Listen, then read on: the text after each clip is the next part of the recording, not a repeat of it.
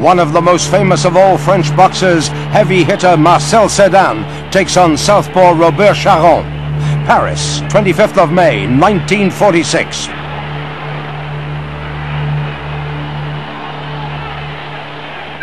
Marcel Cerdan comes out for round one in the dark trunks with a white stripe.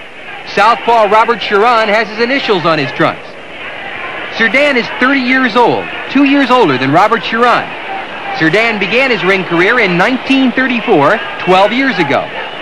Southpaw Robert Charron began his ring career in 1942, only 4 years ago. Cerdan has had 93 professional fights, losing only twice, a great record. Marcel has great power in either hand, as evidenced by the 55 knockouts among his 93 victories. Both fighters going right at it here in round one.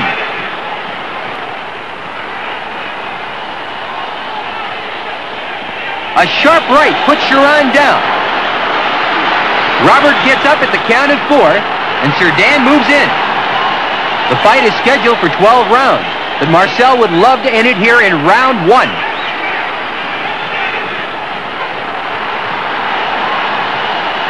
Charron's southpaw style is very confusing to most fighters.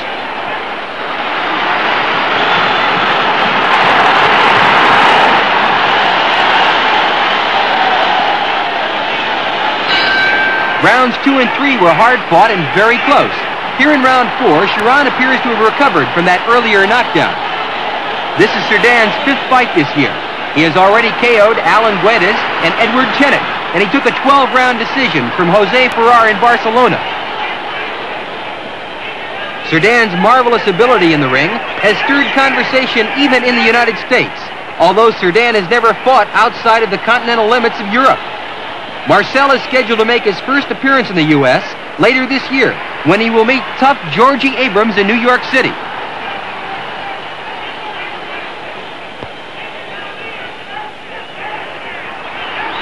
A furious exchange between the two men.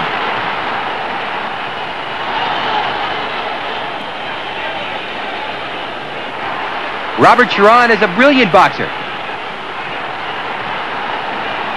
This is only the second time that Marcel Cerdan has ever faced a southpaw.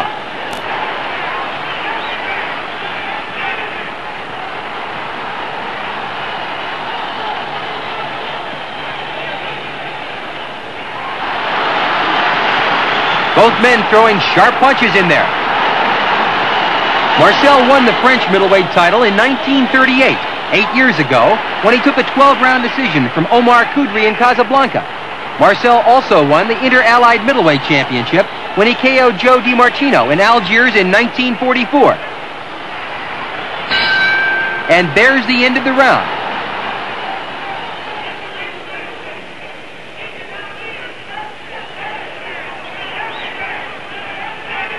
Marcel won rounds 5 and 6 with solid punches to the body. Here in round 7, Cerdan is definitely ahead on points. In his last fight, just 5 weeks ago, Cerdan KO'd Joe Brune in the second round in Nice.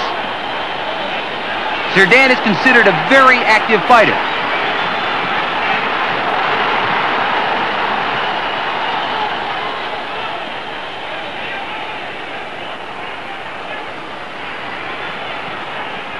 Charron's southpaw style doesn't seem to be bothering Marcel. Cerdan's manager, Lucien Roux, is trying to get his fighter a shot at European middleweight title holder Leon Fouquet later this year, or early in 1947.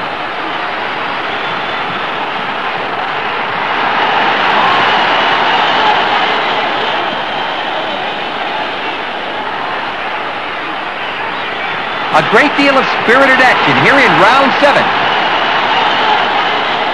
Charron ties up Cerdan. And there's the end of the round.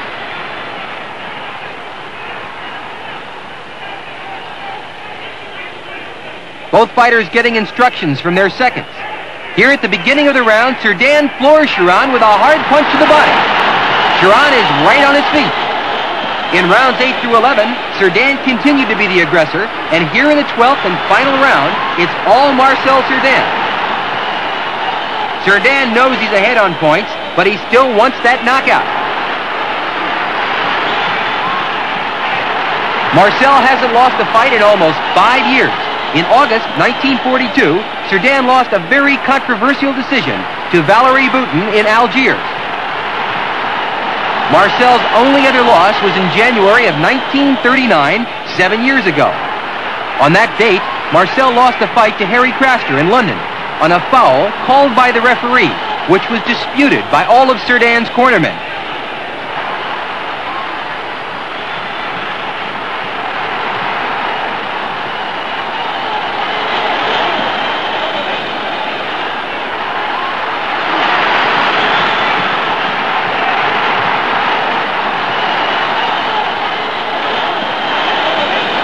Cerdan moving in here in the 12th and final round.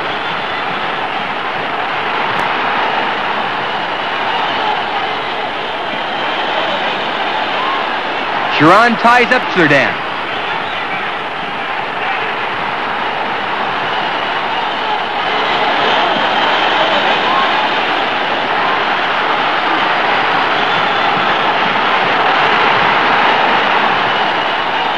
Marcel keeping the pressure on.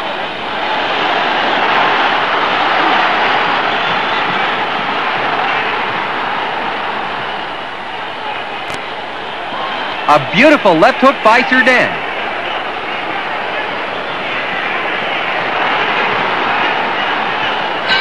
And there's the bell, ending this great fight. The two fighters affectionately hug each other to show there are no hard feelings. Now they wait for the judge's decision.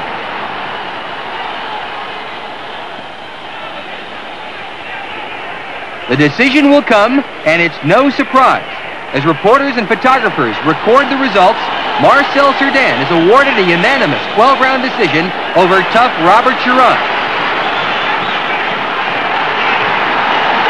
The battered face of Robert Chiron displays the ferociousness of Marcel's crisp punching power. A very happy Cerdan poses for the photographers.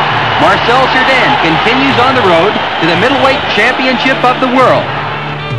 Over the next 2 years, Marcel Cerdan fought regularly in front of his adoring fans in Paris.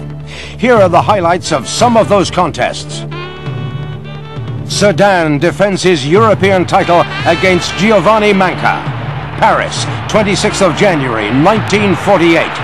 Manca goes down from a hard right. The referee picks up the count, and Manca is up at the count of 3. Marcel goes to work once again. Another crisp right, and Manca goes down. The referee doesn't call it a knockdown, though, and the action continues.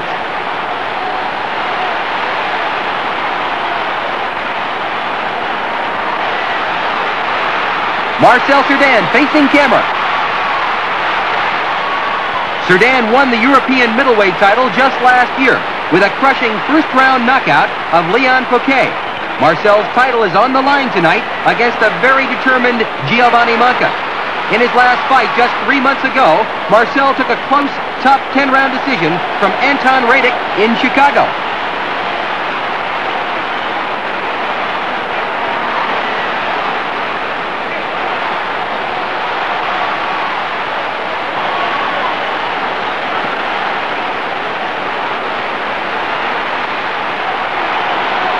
Cerdan throws in ripping punches. Marcel comes out for round 2, looking for that one big knockout punch.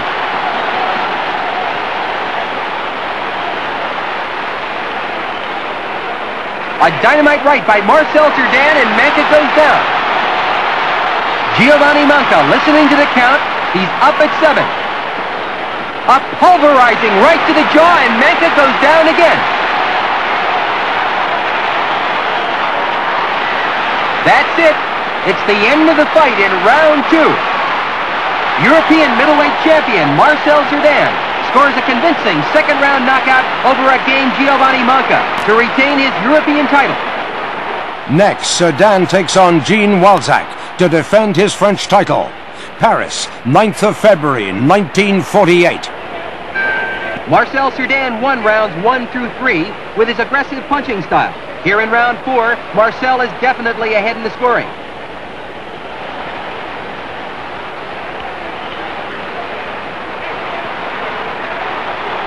Cerdan, to the right of your screen, fought just 2 weeks ago. Marcel KO'd Giovanni Manca to retain his European middleweight title. Marcel all over Gene Wolzak.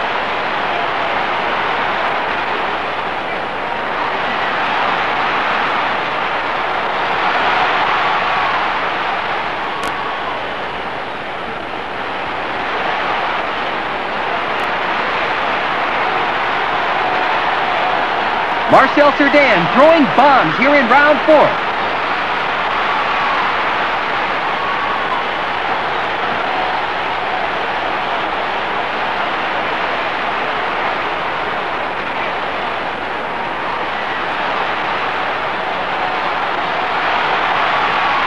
Cerdan with ripping punches here in the 4th round.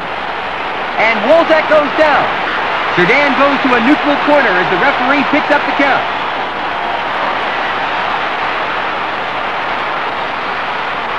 That's it.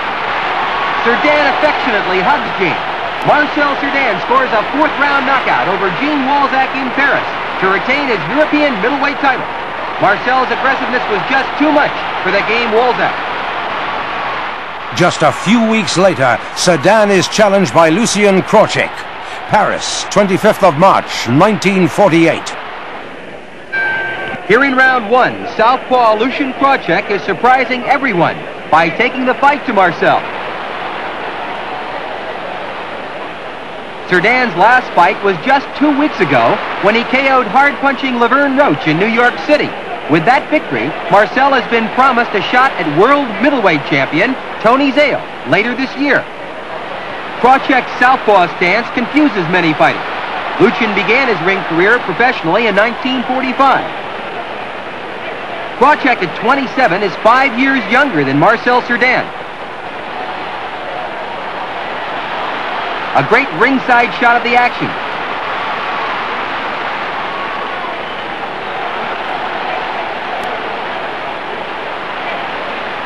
Cerdan being very careful against the southpaw style of Krocek.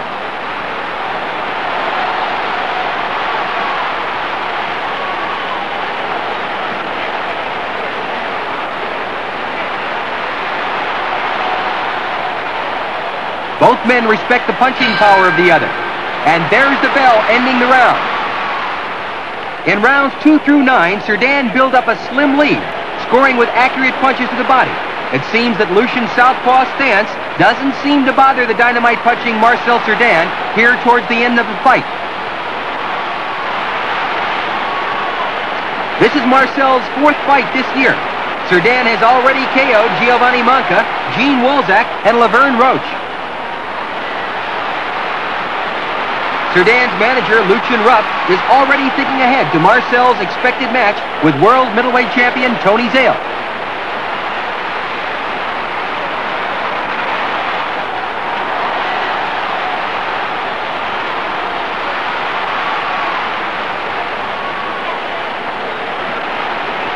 Both men fighting well on the inside. The referee separates the two fighters. There's the bell, ending the fight. Marcel Cerdan is awarded a tough 10-round decision over Lucien Krocek in Paris.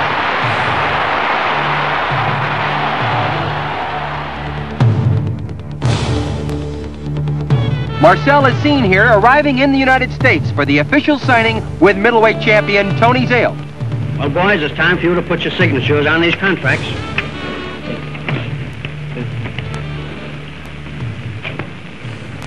Je tiens à remercier Tony Zale de m'avoir fait donner cette chance de disputer le championnat du monde. Et si je gagne, j'espère être un grand champion comme lui. What did he say? He said, Tony, that he thanks you very, very kindly for giving him this opportunity to fight for your title. And he further answered that if he should win it, he hopes that he'll be the great champion you are. Thank you, Marcel. That's good enough for me. The two men shake hands, but will come out fighting later. In preparation for the fight, Marcel trains here with the Orchid Man, the great Georges Carpentier, former world light heavyweight champion. At last, Cerdan gets his chance at the world title when he challenges Man of Steel Tony Zale for the world middleweight crown. Jersey City, 21st of September, 1948. 15 rounds for the middleweight championship of the world. Introducing from Casablanca, Morocco, wearing white trunks, weighing 158, Marcel Cerdan.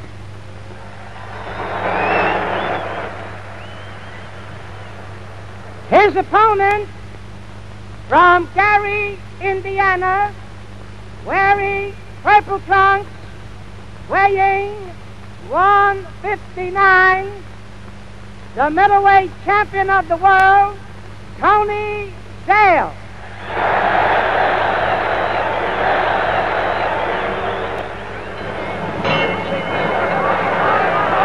Tony Zale, now 35 years old, in the black shorts, defending the title he won 3 months ago by knocking out Rocky Graziano in sensational fashion. Zale, one of the hardest men ever to step into a boxing ring. He's called the Man of Steel, and for good reason, although Cerdan has started well in this opening round.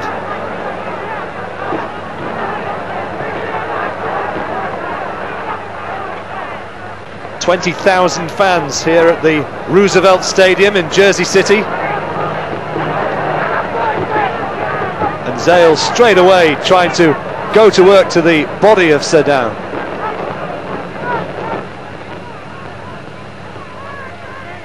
Cerdan, a little bit of a glamour boy, enormous support back home in France. Edith Piaf, his mistress, sitting at ringside watching this contest. Oh, and he started it dynamically, going to work with that big left hook. And just for a moment, Zale looked a little bit disorganised there.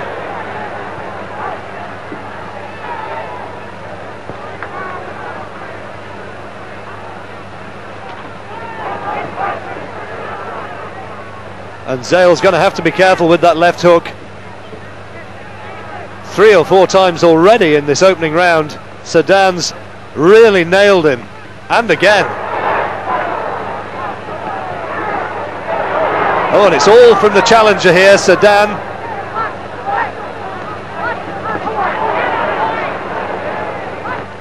Zale's defence is almost non-existent in this opening period as he tries to wing in those hooks to the body.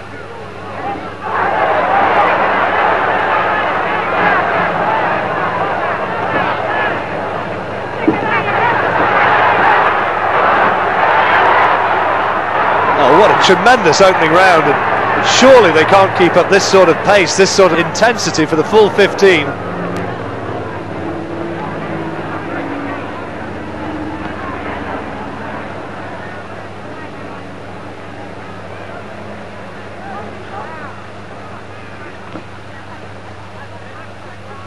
Cerdan really looking to unload and to work Zale over up close.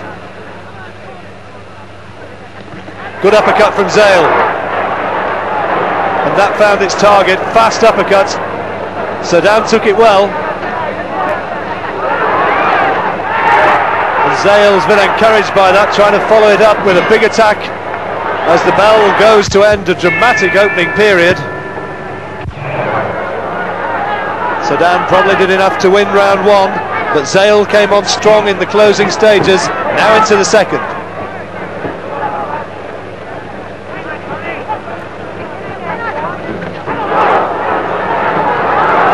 Cerdan going to work again inside, and it's always that left hook which is the danger punch. Zale catching him off balance, and good body shots again from the champion.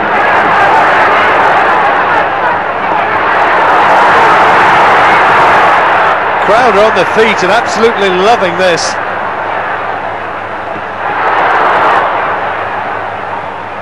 Both these men have been professionals for a long time, turned pro back in 1934, both of them. Good right hand from Cerdan inside, and now going to work on the body.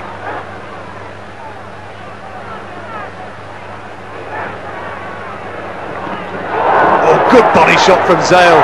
Cerdan took it and returns it with interest.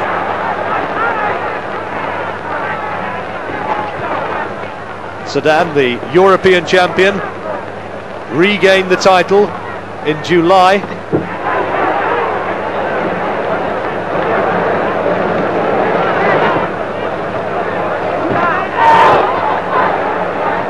He's throwing those overhand shots, rights and lefts, from a long way back, Sedan, and Zale, his defences, not what they might be, and Sedan's getting a lot of success with them.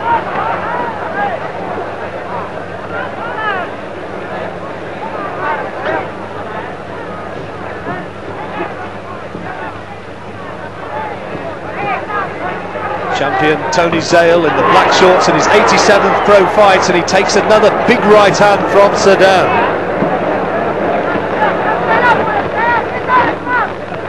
Last time there was a fight in Jersey City between the United States and France, it was the United States who came out on top. One Jack Dempsey destroying Georges Carpentier back in 1921. Another right hand over the top from Sedan.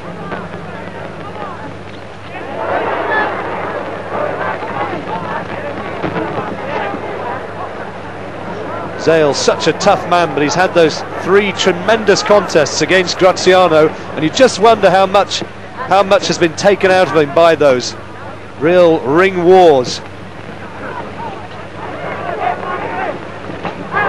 Great contrasting characters of these two. Zale, the respected family man, Sedan, the playboy figure.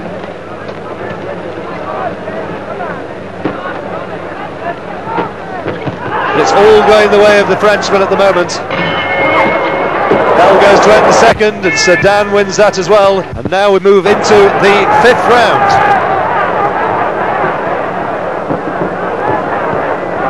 Zale probably had his best round of the fight so far in the 4th, and might even have shaded that 4th round. Apart from that, it's gone the way of the challenger, Marcel Sedan, in the white shorts, the underdog here.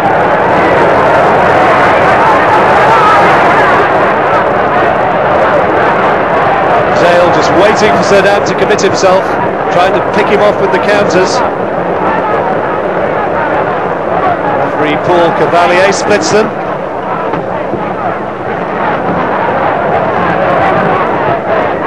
Not surprisingly, the pace has dropped just a little bit from earlier on. But there's no way they could have kept up the speed of the first couple of rounds.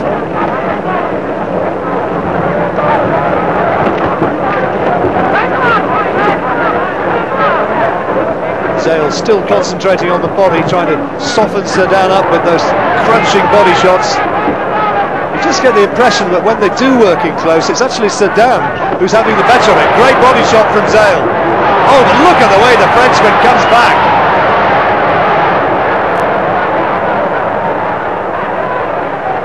Photographers from all around the world trying to get their pictures of this one.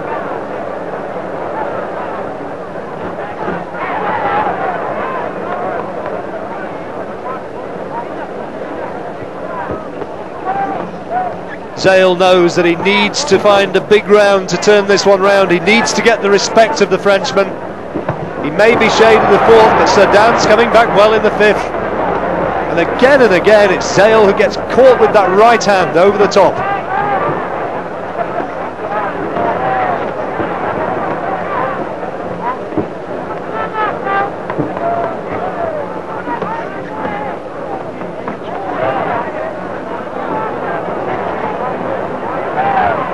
So many tough fighters in this division. Jake LaMotta, of course, waiting in the wings. Britain's Randolph Turpin, Sugar Ray Robinson. Oh, great left hands from Sedan. And he really is now believing, I think, that he can take this title. Sedan, who grew up fighting on the streets of Casablanca in Morocco.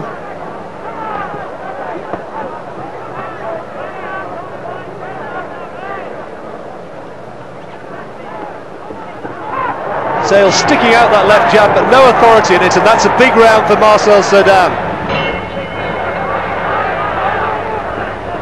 Into the 6th, and Tony Zale will now know that he needs a big round to turn this round. But Sedan carrying it to him from the bell. Goes bulldozing in again, and it's those savage left hooks right over the top as well. Thuds into the jaw of Zale, who's looking tired already as he holds on. And remember, this fight's scheduled to go 15 rounds.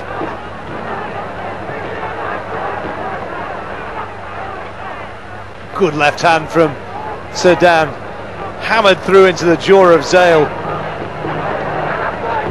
Zale might be being beaten to the punch, but he has got a granite jaw, and he's shown that already again and again.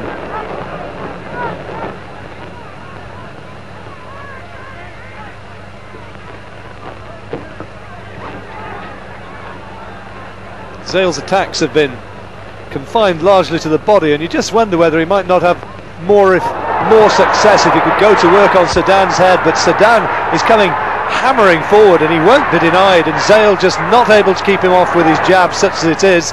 His jab has been ineffective tonight.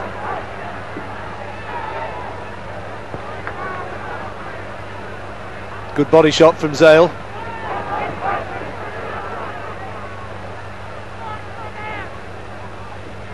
Zale, such a crowd pleaser. This has been one of the most eagerly anticipated fights of the year, and another good left hand from Sedan. Still looks so fresh, the Frenchman. That, of course, though, the difference between when you're winning a fight and losing it. When you're on top, you find fresh strength, fresh speed, and that's another round to Sedan.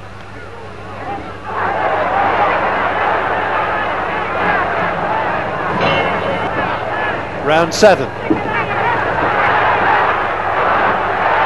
Tony Zale, the champion in the black shorts. Real name Anthony Zaleski.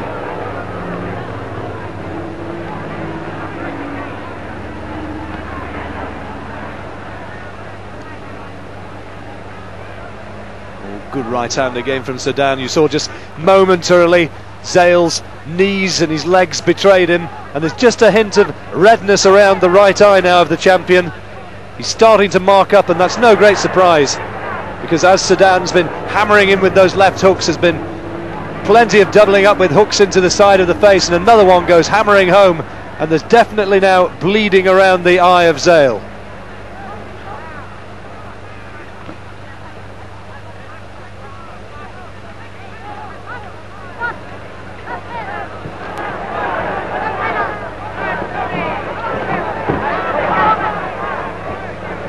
Sometimes in boxing you almost see fighters age before your eyes, and I just wonder if we're seeing that with Tony Zale tonight. 35 years old, he's had a lot of ring wars. Maybe it's just starting to catch up on him.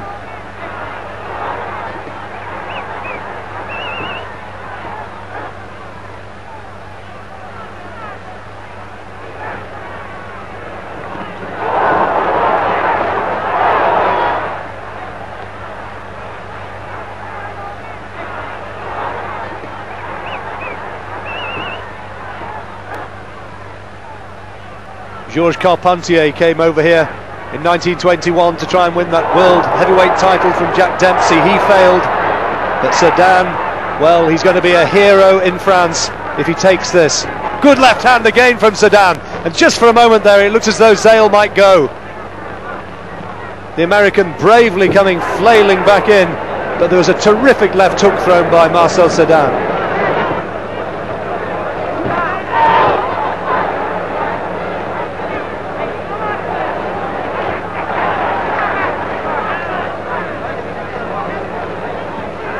Frenchman, like Zale's, been a pro for 14 years. Between them they know all the tricks in the book.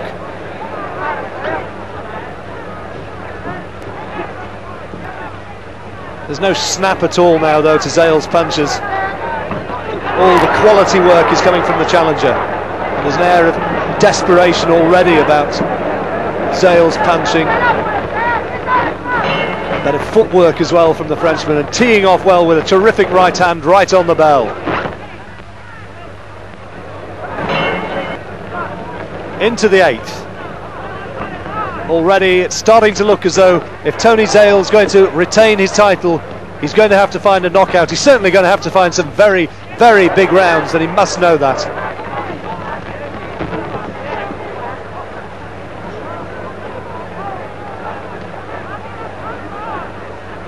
Zales won his 4 previous fights this year by knockout, but at no stage has he really looked as though he's going to take the Frenchman apart here.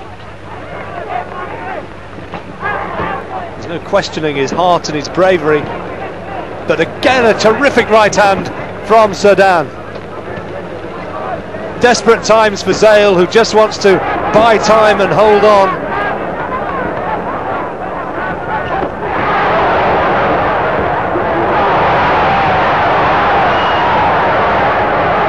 Well, he manages to turn Sedan and mount a little bit of a counter-attack, and of course Zale's getting colossal support here.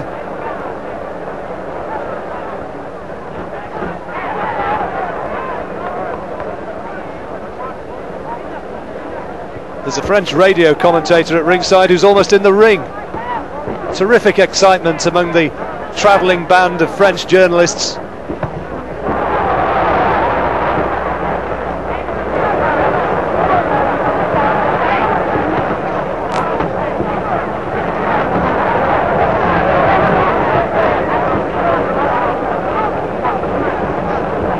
Tell you what, referee Paul Cavalier is earning his money tonight. Been an awful lot of mauling, and it's mainly down to the fact, I'm sure, that Zale is so tired. Another crunching right hand over the top from Sedan, and again Zale just wants to hold on. He's fighting on instinct.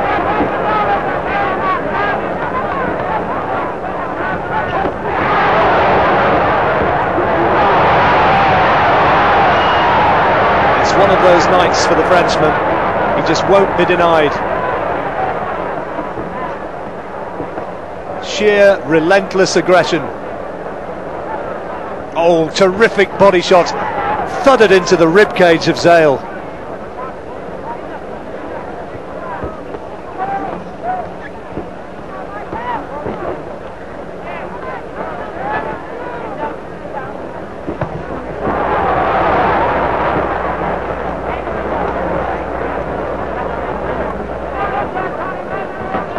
Low from Zale, on the blind side of the referee, gets away with it.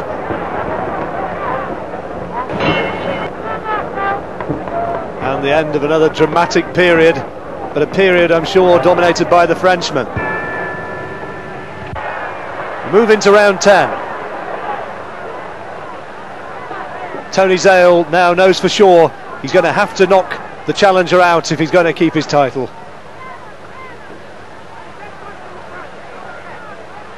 Greater hand speed, the greater variety, the greater power, all shown by the challenger. In the white shorts, Marcel Sedan.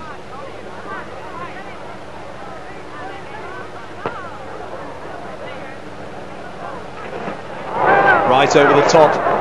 Hear the groans from around this auditorium. The Sedan picked off this popular favourite once again.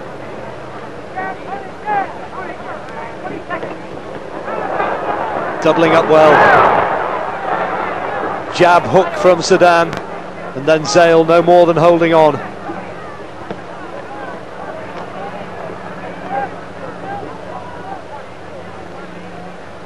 Tony Zale is going to be very, very sore after this.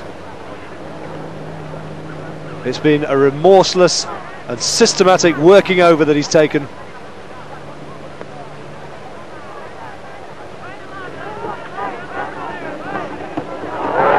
Two more terrific left hands.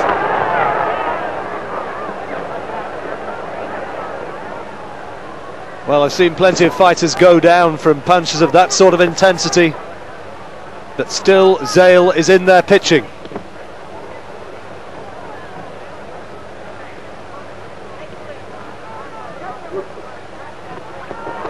Oh, another big attack. And how did Zale manage to take that and come back and throw a right hand like that of his own? He is a real warrior. And if this is to be his last fight as a champion, my word, he's going out on his shield.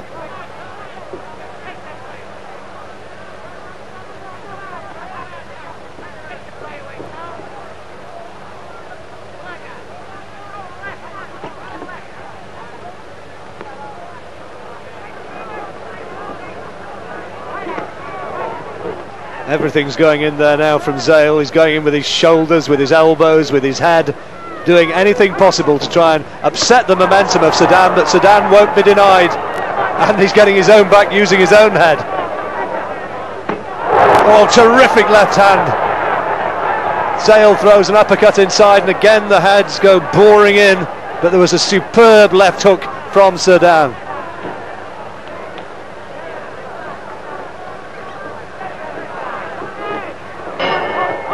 And another one right on the bell. Here we go into round 11.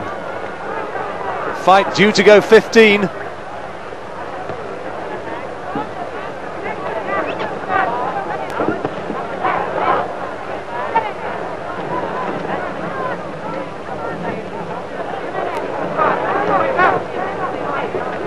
force is with Sedan though. The man with dynamite in his gloves is unquestionably the challenger. Zale just leaning on the ropes and takes another good right hand as he comes jumping in behind that left jab. Hint of the inside of the glove from Sedan as he caught Zale with that little chopping right hand. No questioning the validity of that left hook.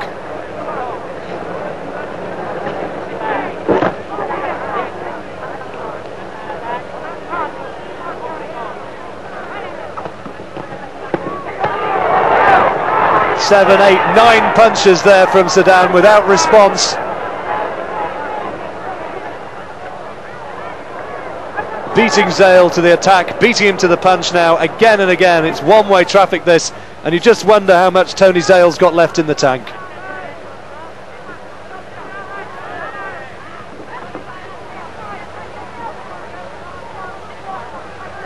Of course, he's one of the bravest of them all.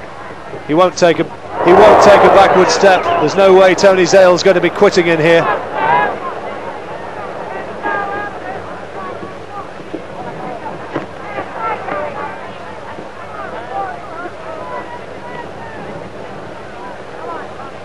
Sedan looking now perhaps for the big attack, which just might take the world middleweight title back to France. Good left hand.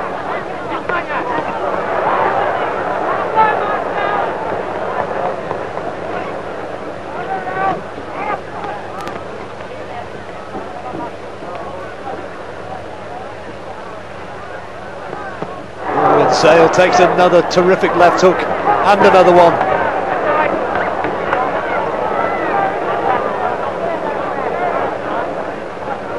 Oh, great punch from Sedan.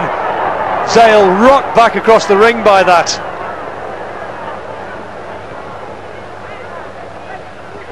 Well, the American crowd now, I'm sure, knowing that the title is slipping away.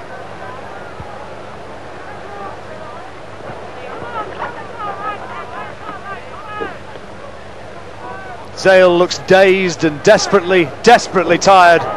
Oh, big right hand and a couple of lefts, and Zale's gone down. The bell's gone to end the round. Sedan, though, finishes with a big attack. The bell has saved Tony Zale. And let's take a look again at the punches that scrambled his senses. It was a left hook which initially did the damage. Sedan was completely in control. Zale looking desperately tired. He's looking to find an opening of his own, but there goes the left to the body, and there's the left to the side of the head, and that's when the trouble really began for Tony Zale.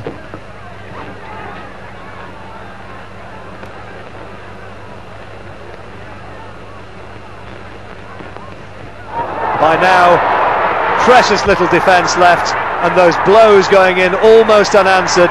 Zale defenceless, saved by the bell, but down onto his knees, carried back to the corner by his support men, and not coming out for the 12th round. And so Marcel Sedan satisfies a French dream and takes the middleweight championship of the world.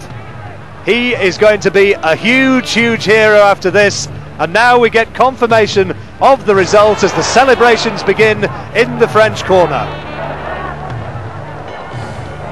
Attention, please. Tony Zale, unable to come out for the 12th round. The winner in the 12th round and new middleweight champion of the world, Marcel Cerdan. Newly crowned world middleweight champion Marcel Cerdan returns to France to the cheers and roars of thousands of countrymen. Marcel, always a humble human being, is overwhelmed at the warmth the French people extend to him.